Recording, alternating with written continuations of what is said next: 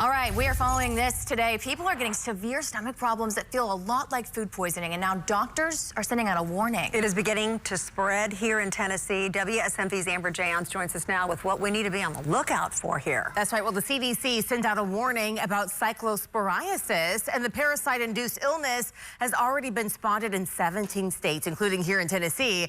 And the big question, get it. And doctors say that the illness is caused by eating or drinking water or food that's contaminated with feces that has a parasite in it.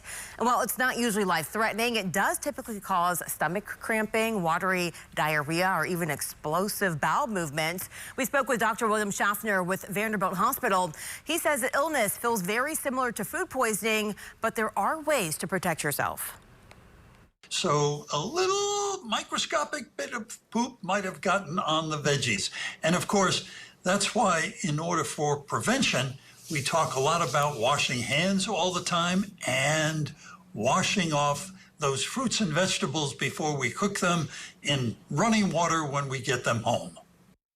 And Dr. Schaffner says if you think you have the parasite illness, contact your doctor, and they will have to take a stool sample to test it, and it will be treated with an antibiotic. Now, if it is left untreated, the illness can last anywhere from a few days to more than a month.